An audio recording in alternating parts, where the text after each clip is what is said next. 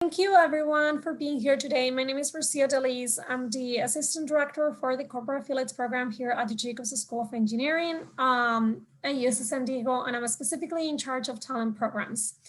I'm actually going to be in this position just for a few more days. I am leaving the university next Wednesday, and I am moving outside of the university into a role with one of our CAP partners as well. So all of our guests today are CAP partners, and I'm going with one of them, not one that is here today.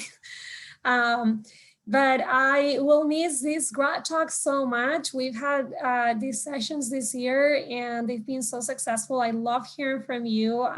It's a very different, oh, there's Osama, perfect. Welcome, Osama.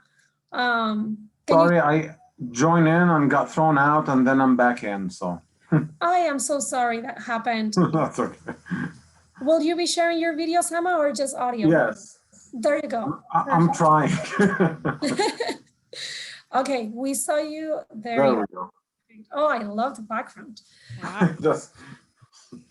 Well, we're just getting started. I asked students to introduce themselves here on the chat. So I see Alec, Chelsea, Amanda are introducing themselves. If you can keep it coming, students, and continue to introduce yourselves through the chat, this will give our panelists a really of the audience, and it will be very helpful for them to tailor their answers to our questions. So I was just introducing myself and I was saying that I work for the Corporate Affiliates Program only just for a few more days. And I just want to thank all of you students for attending these sessions that we've had this year. And of course, all of our partners for attending today as well. It's been such a pleasure. The Grad Talks are not over, so I am leaving, but Sinai will continue this effort. And my team, Will and Paula, will be basically taking over my responsibilities while I'm gone until they hire someone, which they will do so very soon. All right, so how we're going to do this, students, is I am going to be asking our panelists a few questions, and then they can answer all of the questions that I ask. They can answer whichever they want, and then at the end we will open it up for you to ask any questions. So if you have any questions, make sure you either type them on the Q&A or you can raise your hand and we will address them at the end. All right, so let's get started here. So before I actually ask the first question, I'm going to start by prompting each one of you to introduce yourselves briefly. So Patricia, let's start with you. If you can tell everybody your name, your title, your company, and if you want to add anything else to that. Sounds great. So I am Patricia Rosiles. I'm the Talent Acquisition Manager for Clinicomp International. We are a health tech company specialized in EHRs. I know that's not very common of a term, but for those that are not familiar, those are electronic health records. So they manage patient records within hospital settings. So ICUs, emergency rooms, for example, that manage patient care. We work on that software and hardware. We're located in La Jolla and have been partnering with UCSD for some time now and have a good relationship. We offer an internship over the summer, and we're always looking for bright and talented students. So I'm happy to be here and connect with you all. Definitely. Thank you so much, Patricia. All right, Cecile. Hi, my name is Cecile. I work for Amazon here in San Diego. I'm an applied science manager, which means that I manage a team of scientists, machine learning scientists. And actually, I'm very excited because I don't know if all of you know, but we have an Amazon campus just across Genesee from UCSD. So we're very close to all of you. I actually did my PhD in the ECE department here in San Diego. So I'm very excited to be able to reach back to the grad student community and offer them a chance to join a great company. So I work in the customer trust and partner support organization here at Amazon. And the focus of this organization is on making Amazon the safest and most trusted company on earth for our customers, our brands, and our selling partners. And more specifically, we build models to ensure that customer accounts are not used to commit fraud or abuse. So our models are used on a transaction level basis every time either you signing or order on Amazon. Wonderful. Thank you so much, Cecile. And personal thank you, because Amazon makes my life so much easier. I don't know without it. Specifically Amazon Prime. As a mom of 2 kids, I just don't know how I would live without it. Thank you. Great to hear. All right, Mark, you go next. Okay, thank you, Maria. Hello, my name is Mark Schrod. I am the division leader for our computational physics division at Los Alamos National Laboratory. If you don't know Los Alamos, located in Los Alamos, New Mexico, we're one of the Department of Energy's national labs. We are one of 3 of those national labs that work under the National Nuclear Security Administration. Our main job is actually to steward the United States stockpile of nuclear weapons. And so my division is responsible for developing the computational tools, the computer codes, multi-physics computer codes that we develop and deliver to our weapons design community so that they can do their jobs ensuring the safety and the reliability of the US stockpile. So that is a good description of my role within a very large laboratory setting. I see the students kind of chiming in. The division itself, as well as the rest of the laboratory, it hires in virtually every technical discipline you can imagine, but certainly many engineers across aerospace, mechanical, chemical, nuclear, as well as physicists, mathematicians. So pretty much all those disciplines at all degree levels. We do have quite a few PhDs. There's probably about 3,000 PhD level scientists working at the lab. Wonderful. Thank you so much, Mark. And students, LANL is hiring thousands of people in the next few years, like thousands. We have a lot of work to do with them. So keep your eyes open for a lot of opportunities. Yeah. And Osama, you go next. Hi, this is Osama Haddadin. I work for L3 Harris Technologies. My title is Division Chief Technologist, and I'm also a Senior Fellow at L3 Harris. We are in the sort of defense and aerospace industry. We build electronics for large equipment, whether it's communication systems or sensors and so on.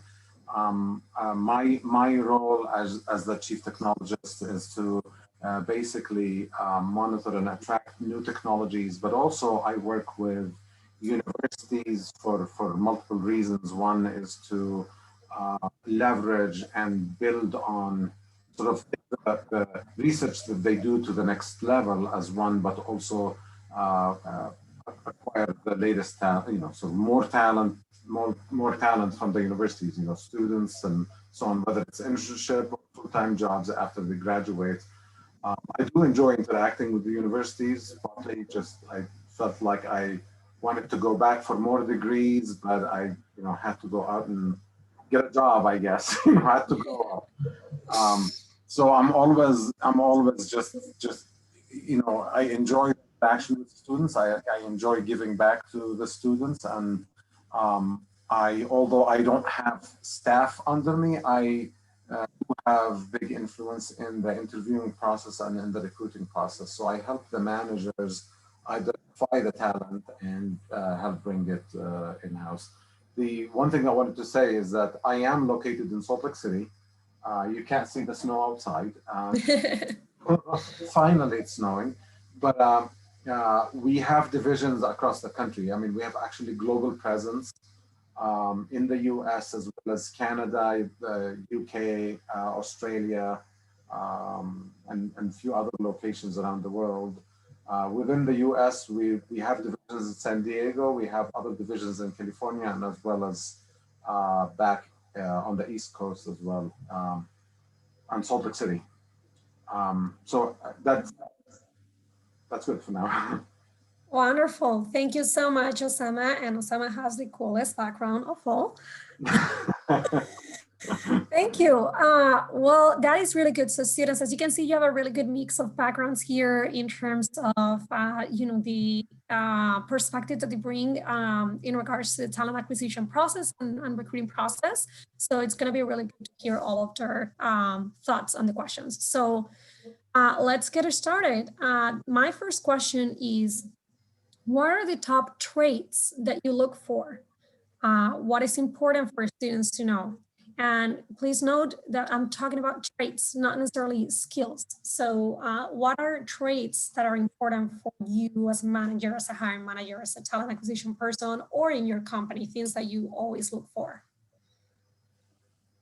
And whoever is ready can just manually raise your hand and I'll, Mark, go ahead.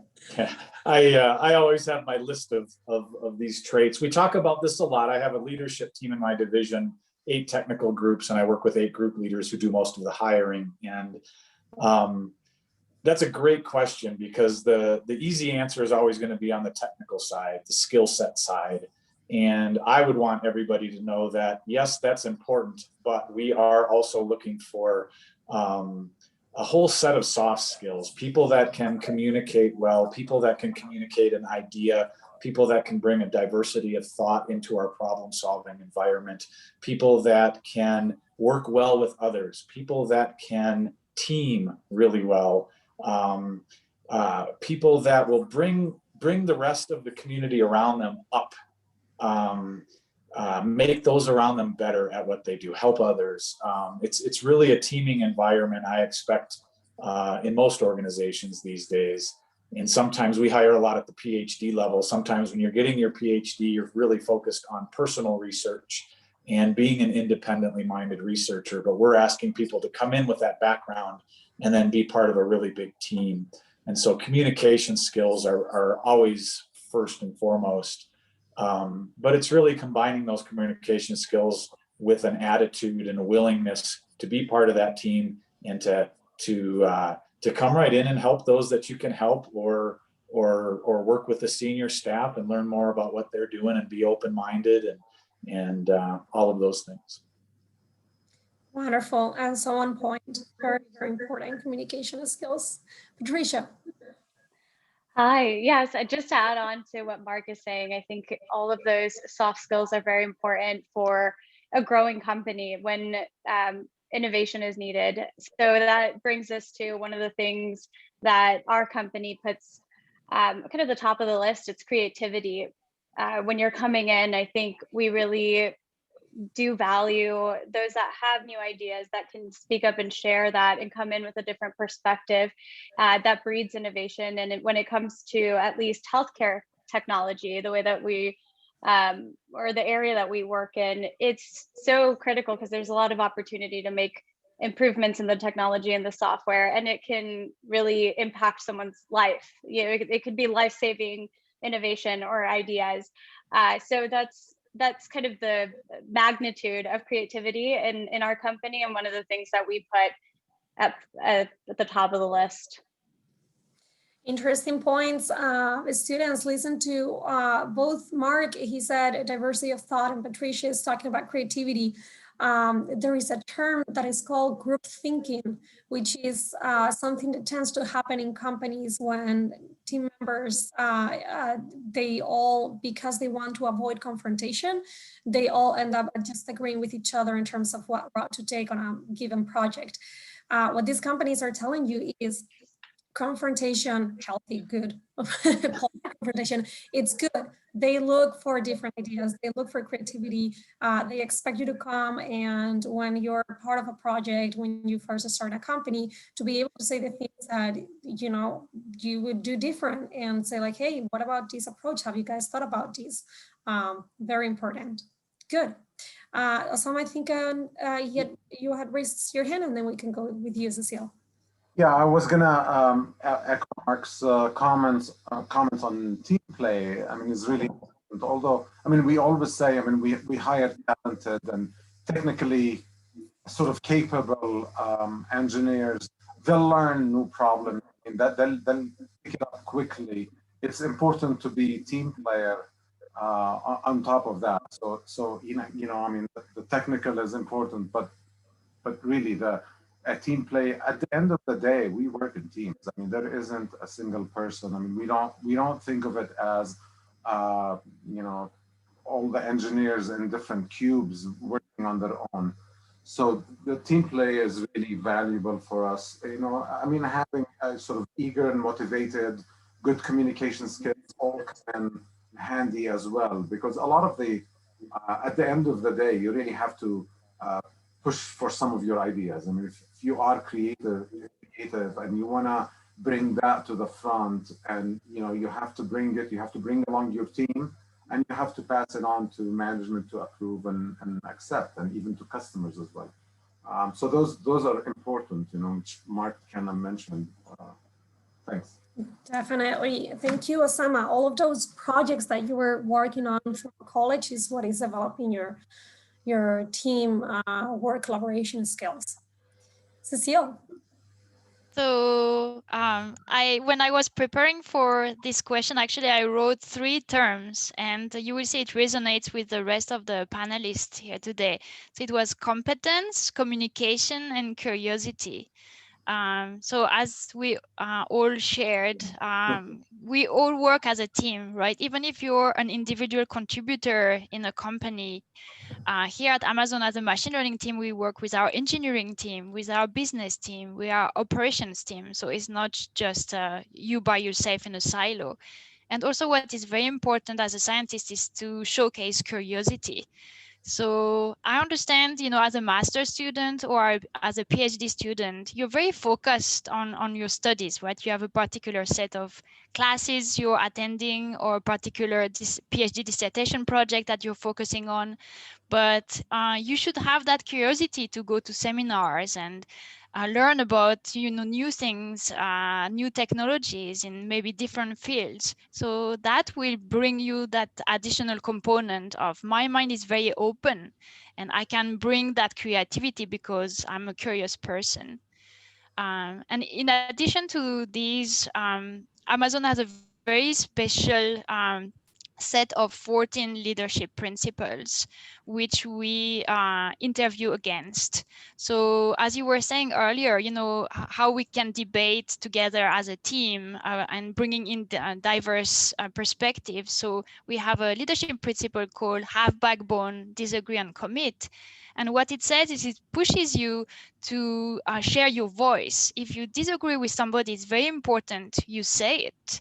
And let's bring the ideas to the table and debate it in a constructive way. And it's possible at the end, your idea is not chosen, and that's fine, but because you're part of a team, you commit and you move forward. But that healthy debate did happen. So that resonated with your comment earlier. Mark. Those were all great, and that's why I like participating in these kinds of discussions, because I always learn something too. But we missed the most important one, which is the ability to listen. And Maria, as I was hearing you talk about the teamwork and expressing differences of opinions, being curious, all of that comes together. What I see happen quite often in our laboratory setting is good technical discussion, good technical discourse and argument, but it becomes unprofessional sometimes. And I think the basis of that unprofessionalism is often rooted in people's inability to take the time to actually listen. And there's a distinction. I heard somebody describe this once, and it really set with me, and I try to practice it because I can talk a lot. And so I try to work at this. It's not just listening to respond to somebody, it's listening to understand somebody. Those are 2 very different things. And if I was going to impress upon any one of the students, what's a more valuable trait is that listening to really to understand what somebody's trying to tell you before you make your argument. Mm-hmm. Definitely. Cecile and Mark, great points. I am guilty of getting my answer ready when someone is telling me something. I work on it constantly because I get ready to answer very quickly in my mind. I'm just preparing my answers, and that's something that a lot of us tend to do. And yeah, listening is crucial. Since you've presented these, let me check here. Before we move on to the next question, there is a question from the audience here that says, could you give us definitions of being a team player from your perspective? So we talk about being a team player. Sorry for my voice. I'm recovering from a cold, you guys. I sound terrible. We're talking about being a team player, and oftentimes when we talk about being a team player, people think about helping each other and supporting each other and being really nice and kind to each other. And then we talk about confrontation and diversity of thought and all these things, and our students might see these two as conflicting terms. So from your perspective, how will you define being a team player? I can answer that. I was actually thinking about it when Mark mentioned the listening. I was thinking exactly about the team play and what does it mean to be a team player. I mean, it's often enough, it's kind of interpreted as getting the project done. But it really is important to be a team player is you really listen to the team and work as a team to come up with the best solution. And it doesn't have to be coming out of the leader of that team or the loudest of that team. Actually, the whole team had a chance to present their ideas, discuss their ideas, and the best solution is put forward, not the loudest. So team play is respecting the team as a whole, listening to all the ideas, giving it a try, and then moving forward with the best idea. So that's just my answer. Definitely. Yeah. Good. And to add on to that, Osama, I think it's a really good point to say that there are many ideas and many solutions to one problem. And at times, it's not necessarily that your idea is better. It's just that there's a consensus that comes from a team, from a relationship between a team, that you choose to move forward in a certain direction. And understanding that you're all on the same team, that you have the same goal, the end goal in mind, I think helps realign your perspective, and knowing that we're all headed towards the right direction. Your team's success is your success, and the healthy debate, the healthy conversation, that will add value to the overall project. And you choose to move forward in that way toward more of a goal-based strategic approach. Definitely. Thank you so much. Yeah. One more statement. It is important that at the end of a project, you may go through discussions and arguments throughout the project, but the end of it, as teams, you wanna remain friends. You wanna remain working, because we're together for a long time, a big portion of the day. You don't want to make enemies at the end of a project. I mean, that's not team play. Even if the project is successful, you really want to finish a project, make it a success, but then move on to the next project and continue to succeed, not create enemies in the process. So it is important, to have that in mind, as I mean, we always argue, but then at the end of the day, we're, friends. I think there might be an aspect too of even the words that were coming to mind as I was listening to others were service or even sacrifice. And what I mean by that is there are individual aspects of the team projects that we're involved in, personal research interests, personal research directions, for example. And I think of teamwork as maybe setting those aside as a second priority and putting, Patricia was talking about goals, and that stuck with me too. The idea of the goals of the project come first, and your personal pursuits, don't drop them entirely, but don't make it all about your personal interests. Make that sacrifice on a technical direction to take the team in the right direction, even if it might take you away from your own personal research goals, for example. Definitely. And I just want to say, I would give you a little bit of advice to students as well, in terms of how to be a team player, and is that invest your time, your own time, in getting to know your team at a personal level. Because if you think about working with your family or your friends on, planning a trip or whatever it is that you might do, redecorating the house, moving, you name it. Those things are easy because you care about these people and they care about you, and you have certainty that ultimately each other want the best for each other, right? What often happens in companies is that there's a lack of trust because you don't know your team well.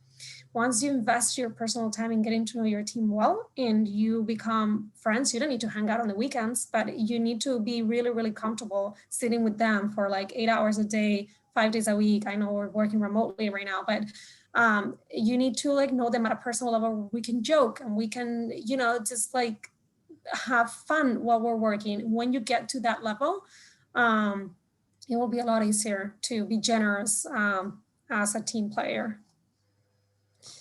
All right, good. I love all of the comments. Let's go on to the next question. So the next question is, what is the number one thing that will make you not consider my resume for an interview? What do you dislike the most on resumes? So do not do on resumes according to Osama. I'll start with behavior. And then I'll go to the resume. One is really like an arrogant, rude, condescending. I mean, that's really doesn't, I mean, no matter how good you are, there's always somebody better. So being rude and arrogant is really comes across very negative. We work in, we're talking about teams and team play, but these are diverse teams. I mean, and everybody is important, so having an EE degree is not more valuable or more important than a computer science degree or a mechanical engineering. So I mean, we sort of depend on the diversity of the group. Everybody comes together to bring their part into the success of the business, the project, or anything. So being arrogant and thinking that one person is above all is really negative, comes out just badly, As for the resume, I think that the one thing that I always, it's like a distracting, sort of sloppy, with grammatical mistakes and spelling mistakes. I mean, we have a lot of checks now. We don't need to keep sort of spelling mistakes on a resume. So usually that kind of drives me crazy. But if it comes across as arrogant, it also like is against the team play. So. Mm-hmm. Good points. Mark, I think you had raised your hand. Yeah, I really like Osama's answers. He touched on something that I was going to touch on, even though it wasn't part of the resume. It can come through sometimes. The example I was going to provide on that arrogance is, I mentioned this when I was introducing myself. I live in a very small town of about 12,000 people, and about 3,000 of them have PhDs. You're not that special.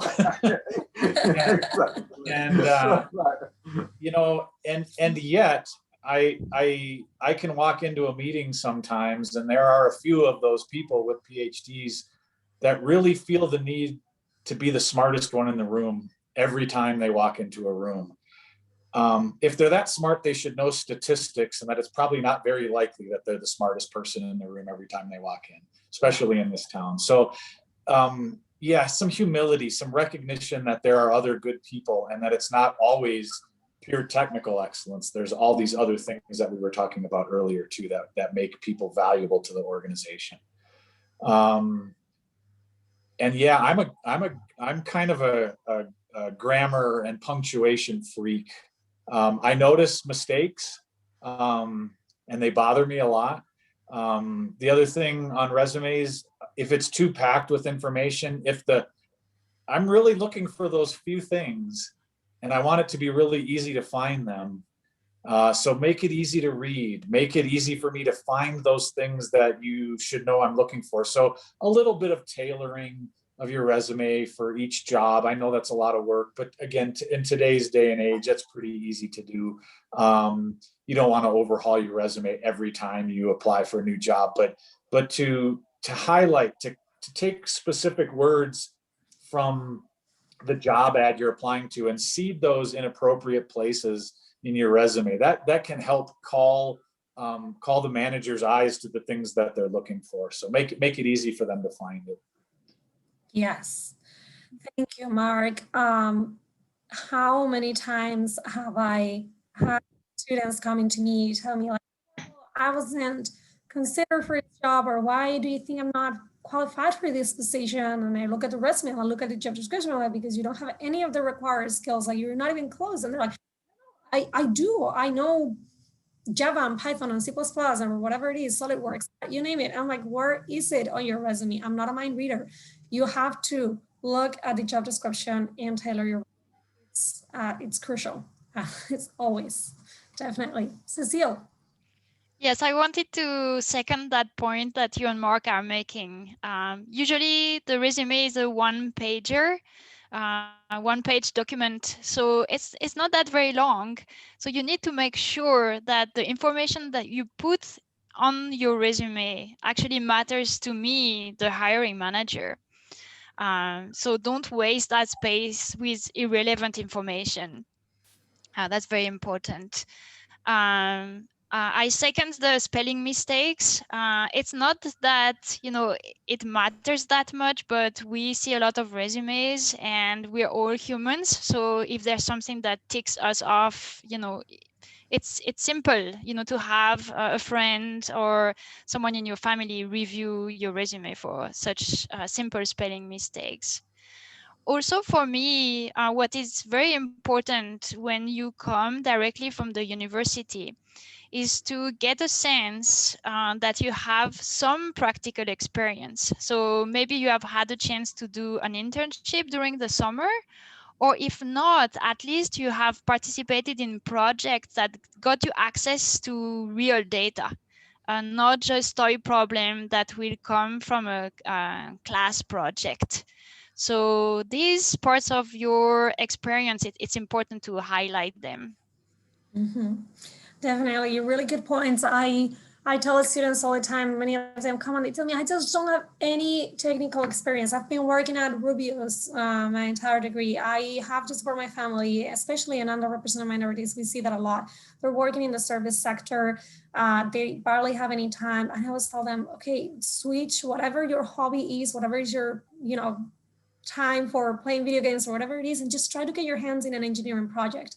The student organizations that we have for all of you students listening, there's 40 plus student organizations just in the Jacobs School of Engineering, and those have great projects, and many of those have real data, as Cecile just mentioned, because the companies are donating that data to the student organizations.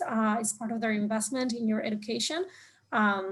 So it's a really good way to do it. But otherwise, just go out there and find, whether it is, if you're a coder, open source, if you're building something, find something that is like a hard hackathon type of thing. Like just try to get your hands in some projects. And I know it can be hard with time, but if you can dedicate 2 hours on the weekend to that, that's something, Great, perfect. Patricia, anything to add to that? I think a lot of those are really good points. A lot of the feedback that I get from hiring managers, I guess for me, it's a different perspective. On the talent acquisition side, we see so many resumes, so they all tend to kind of become, almost similar in many ways, but when there are errors, they stick out even more so. So I would say that it's very important to keep the errors at a minimum, if not at all, and also getting the right company. I know that sounds very basic, but at times we do receive different, it could be just a mass resume or a mass cover letter. It's obvious at times it comes through as someone that's not as interested in this particular position. A lot of the positions that we have, especially in our data science or AI team, are very high volume applicant positions. So to stand out, helping us understand the bridge between your work and what this program or what our company does will help make our jobs a lot easier and be able to present that to the hiring manager and say, yeah, this person is the right fit because their work is parallel to what you're doing in this way. And I think that the easier that you make that connection, the better it is for all parties, including hiring managers. Definitely. Definitely. Thank you so much, Patricia. All right, let's move on to the next question. And that is nailing the technical interviews, best ways to prepare. And if I interview and don't get hired for the summer or what can I do? So the first part of the question is best ways to prepare to nail the technical interview. The second part of the question is if I don't get the job, what can I do? Cecile. So maybe my advice would be very simple, but at the end of the day, if you get an interview, you need to prepare for it very seriously. You don't want to come as a candidate and think you're great, so you don't have to prepare, and it will show in the interview right away. So I'm very busy and you're wasting my time, so it's not going to go very well. So you need to prepare. We have the technical interview, review from your books all of the classic machine learning algorithms. Why do they exist? Where they were created? Compare them against each other in a particular type of problem. What algorithm should I use this one versus this one, and why, etc. You have a coding interview. So again, it's very simple. You have lots of platforms nowadays that give you free access to coding questions, and just practice. And then, as I said, the third component of the interview at Amazon is around leadership principles. So you need to go back to your past and think through your experiences. What experience, what situation really showcases that I have that skill set, or that I can showcase that I have also backbone and I can disagree and commit when I need to. So these, you need to take the time to think through and find the best experiences that we showcase yourself in the best light. So at the end of the day, there is no secret. You need to prepare very seriously for these interviews. And if you don't get the job, it does happen quite often. So don't worry too much. If you're really interested in joining a particular company, well, interview again. And the next chance you have, showcase that this is where you really want to be, and try to improve in the areas where you failed during the interview. Definitely. That's very good advice. Thank you. Osama, you raise your... I was going to add, I mean, we give a description in the sort of the job description that, highlights the technical area that we'll focus on. So review that. I mean, just know exactly what the job is, and review your background that ties to that job description. It is important to know what you're interviewing for. The other thing is that if you list something on your resume, make sure you know what it is. I mean, you don't want to put something that I'm an expert in this, but not be able to answer any question related to that. And we do often push the limit. I mean, we keep asking deeper and deeper questions, and it's okay not to answer at the end of it when you reach a certain level. But it's, part of our reasoning is that we want to know how the interviewer or the interviewee is actually how they think and they solve a problem on their feet. What their mechanism of actually approaching something that they don't know anything about. Will they leverage their background and try to answer these new questions that they haven't encountered? Sometimes it's okay not to know everything, but you really need to know at least the stuff that you claim you're an expert on. Mm-hmm. Definitely. what Osama is saying about the thinking process is so important, you guys. And I hear from many of you sometimes that you're at the interview and you've been asked a question and you didn't know the answer to the question, so you didn't give any answer. But then you told me, like you literally told me, I thought maybe da could be done, but I really didn't know the answer, so I didn't say anything. Say it. Say your thinking process, express it, because when you get on your job, you're never going to know how to do the job 100% at the get-go. Otherwise, it would be extremely boring and you would be wanting a promotion the next day. Like, it's just like, there's no learning curve, right? Every single job has to have a little bit of learning for you to be able to advance and learn something new. And it's okay, as Osama said, it's okay not to know, but explain your thinking process of like, this is how I would approach it, even though I don't know the answer. Mark. Yeah, those were all very good answers, and I would agree with all of them. I was having a little trouble with this one because I have to admit, while I might participate in some of the interviews for our staff, I do more of my time interviewing people for other management positions. But there's some similarities, and I always look for kind of 4 different things, maybe 5. Do you understand what we're asking you? Do you understand the job? What are we asking you to do? And I think that's what a lot of those answers were. Understand the technical role you're being asked to fill and be able to explain how you will fill that. One thing I don't think we really covered is understand the organization.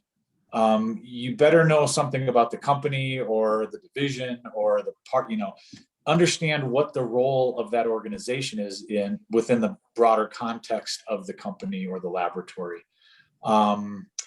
This is where it gets a little trickier to compare, but some semblance of, I would come into this role and here's how I would help you do these bigger things. This goes back to the teamwork question. For a manager, I usually want them to tell me what they think is working well and what they think isn't working well and what they would actually do about it. But that doesn't really apply here. But I think there's an analogy within that technical role, what things are currently the state of the art in industry, and how would you address that, and how would you bring your creativity and your curiosity into that role, and always be able to answer why do you want this job? Why are you the right person for this job? And then in terms of preparation, practice, prepare. Every interview will get you ready for the next interview. And you might be surprised how similar the lines of questioning become from one interview to the next, even though they might be different companies. And so it's not a bad idea, once an interview is over, to jot down some notes real quickly about what questions were asked, where you thought you really knew the answers, more importantly, which questions did you really think you struggled with, so that you can think about them as preparation for that next interview. So if you don't, I think Cecile made a very good point. Don't worry too much and prepare for that next one, or maybe prepare for the next one even within that same company. But there's always going to be sets of questions that continue to come up. And so I think you will learn from every interview, and there's an art to it. The more you interview, the better you'll get at it. And that includes over the course of your career. You might land your first job with your first interview, but that won't be the last interview of your life. You'll either change jobs or change companies. And it's that practice and it's that getting used to those questions that will get you ready for the next one. Yeah, definitely. And I want to add something to the part of like, what do I do if I don't get the job? So a lot of companies will not be allowed to give you feedback on your interview because of their HR policy on their own protection. It takes a lot of training on their side, on the hiring manager side, and on the talent acquisition side to be able to give you feedback without getting into a territory where they don't want to get into, or they could tell you reasons that then you could use against them. So a lot of companies will not tell you feedback, but a lot of companies will. So you always want to ask for feedback, especially if you've gotten far into the process. If you've made it all the way to the, like let's say 3rd round, 4th round, 5th round, and then you don't get the job. ask for feedback. Ask, hey, is there anything that you can tell me that I can improve? And they might not be able to tell you why specifically you did not get the job. That's where the HR team might try to protect the company, but they might be able to tell you, hey, I think you could really work on whatever it is. And I'm going to give you an example. It was probably like 10 years ago. I was in that spot where I did not get the job, and it was on the third or fourth round of the interview process. And in this case, it was the person on the other side, the hiring manager, who offered to give me the feedback. Guys, it hurt. It hurt big time. It hurt so much. It totally crushed my ego, and it hurt so much. But it was so true. It was so true. So there was not a single thing that this person said. And in my case, it was like, you are so young and so passionate and have so much energy, and you need to learn to channel that into one single direction, because you're all over the place right now. I was totally all over the place 10 years ago. I had a lot of passion, a lot of energy, and it was one crushing moment, but a huge learning conversation for me that really helped me prepare for the next ones. So ask. If you get the answer, it's going to be difficult to deal with, but it will be very, very useful. Do you believe it is disrespectful to take notes during an interview, and that it is best to wait till afterwards? I chose my words very carefully when I said write down notes afterwards. I think it depends. I wouldn't mind it if I was interviewing somebody. Los Alamos is pretty informal, and sometimes the questions get a little lengthy, and people are just jotting down so they can remember, or they might take some notes to talk about later. But I could imagine some people might answer that very differently. I think it's something you can also ask if, is this an appropriate time to take notes, or would you mind if I jot a few notes down? If you're feeling that it may not be, there's a gray area, but I agree with Mark. I think for the most part, I wouldn't have a problem with that, and other hiring managers that I work with would not either. Osama. Yeah, one point I wanted to make in relation to that, it is a good idea to ask. I mean, sometimes it feels like, especially with virtual interviews over Zoom, if you're out doing something and it feels like you're searching answers, on Google or something, Googling the answer to a question. So it's really a good idea to kind of pay attention to the actually interview process and act professionally, even if it's virtual. It's still an interview. So just be professional. Ask for if it's okay to take notes.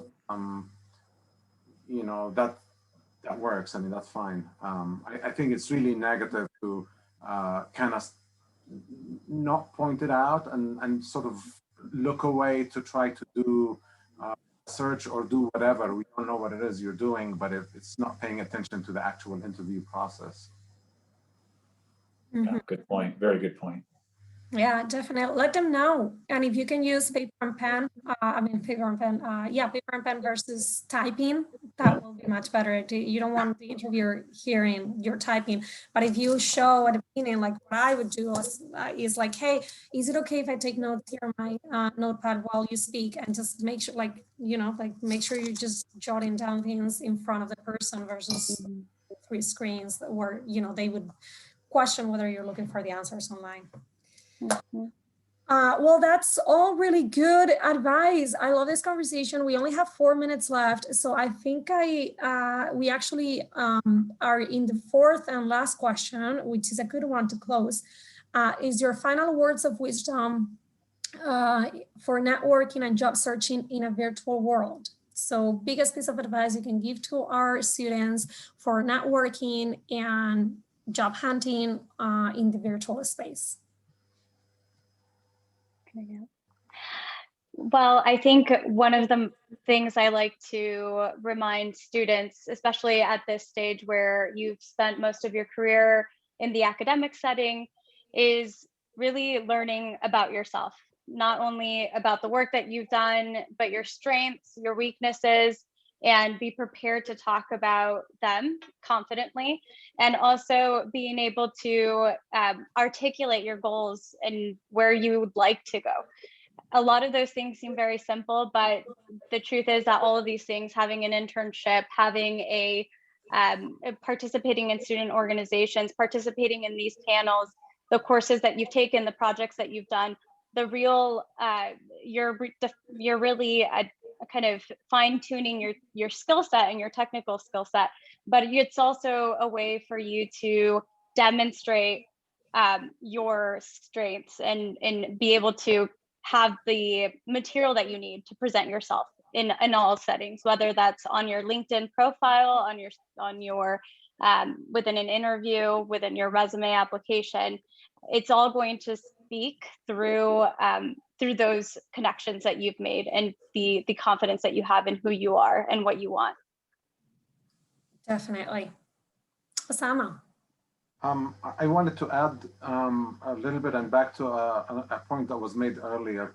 Know the company, but now with virtual and online, and I mean that sometimes you put your resume on some job search engine, you don't know where it goes, but once you're called for an interview, search the company that's interviewing you. Try to figure out what they do, where they are, who's the hiring manager, read about it. Even if it's online and you're not physically flying to interview, you still need to know these things. And don't be surprised when they say, oh, but we do this, and I thought you're doing biomedical engineering, and I think those things look negative. You want to know who you're talking to and what they're looking for. Mm-hmm. Cecile. So I want to give a additional different word of wisdom, and that would be not to be scared. I know, from my personal experience, the idea of having to jump into the interview process at Amazon, that worried me a lot. And I worried, am I going to be good enough for the interview? And at the end of the day, they have that, very simple say that, 100% of the people who won participated. But that's very true, right?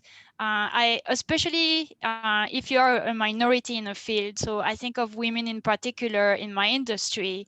We are the minority. So give yourself that chance to try it out and put yourself out there and go through the process. And as Mark said earlier, one interview can go badly, but you will learn so much from it. And you'll grow, pick yourself back up and continue. So really, I want to empower you to have that confidence and put yourself out there and give yourself these opportunities. Definitely so important, Cecile. Thank you. I don't have a great answer for the question, but I would simply just add, I think the virtual world is hard for all of us, and we're all still trying to figure it out. So I like Cecile's answer. Try something, get out there, participate, engage in whatever ways you can find, because every company is going to be different. But I remember being in school, even though it was quite a long time ago. I was excited, but I was also scared. And what I will tell all the students right now, and I say this every time I talk to a group of students, I wish I was you. I really do. You have this future in front of you, and all these great opportunities that you don't even see yet, and you will all find your way, and you're going to find wonderful opportunities.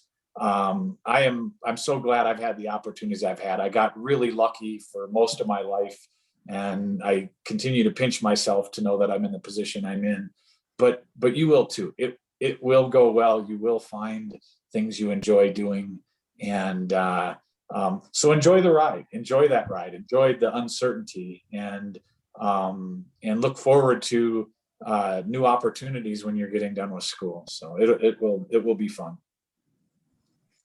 Thank you so much. That has been a great session. This has been a great session. I enjoyed it so much myself, and I know the students did as well. We are 2 minutes over time, so students, unfortunately, I don't think we can take any questions right now because we promised 1 hour to the employers and 1 hour to you. So I want to be respectful of everybody's time. But I want to thank everyone, Mark and Cecile, Patricia, and Osama, and of course, Sinai for organizing this event, and you students for attending. It's been such a wonderful session. What will we do without the wisdom of our partners? I don't know. They guide us so much. So thank you very much.